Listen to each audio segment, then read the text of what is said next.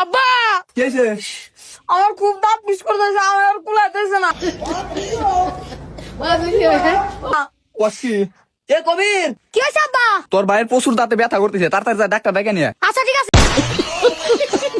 Doctor সাহেব, ভাইয়ের দাঁতে প্রচুর ব্যথা, কান্দাইছে। আরে কোনো সমস্যা নাই, দাঁতের মধ্যে মুটাই দিলে ঠিক হয়ে যাবো। মন্দির কয় গিরা ও ভাই তুই যে আমার ডাক্তার আইবে। কিছু কথা নাকি? হ্যাঁ এবার এত সর দেখি বাবু, হা করো তো, হা করো তো, হা করো। ভাই মুখে তো মাছি ঢুকছে, গুড় মাছি, যে মাছিটা গুড় মধ্যে থাকে না, ওইটা ঢুকছে, এই জন্য বেশি কামড়াচ্ছে। কি কন ভাই, গুড় মাছি দাঁতে ঢুকে কামড়া, এটা তো জীবনে প্রথম শুনলাম। ডাক্তার সাহেব, এত কথা বাদ দেয়া দাঁতে চিকিৎসা করেন, ভাইয়ের তো দাঁতে ব্যথা করতেছে।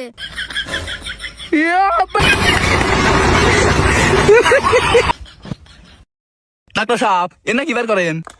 আরে এগুলো হলো চায়নার যন্ত্রপাতি, আগের নিয়ম তো নাই, বোঝেন নাই, এখন নতুন নিয়মে দাঁত তোলা ও হয়। বুঝতে পারছি। গুড, আপনি শিক্ষিত জন্য খুব তাড়াতাড়ি বুঝতে পারছেন, এই জন্য আপনার ভিক্ষা করে খাওয়া লাগবে।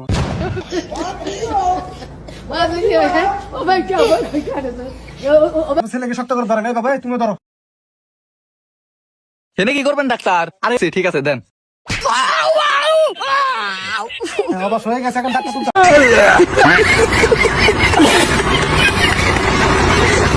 হাঁকড়ান, হাঁকড়ান। এই বাবা দেখি দেখি দেখি, বুঝতে পারে দাঁতটা এত শক্ত হয়ে গেছে। কি বলি দাঁত তো,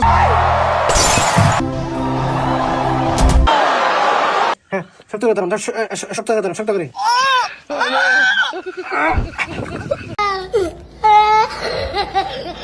উঠছে উঠছে উঠছে উঠছে উঠছে, দেখছেন কত বড় দাঁত, হ্যাঁ একদম খাই ফেলছে একদম। কেমন লাগতেছে এখন, ভালো লাগতেছে না? আচ্ছা আর একটা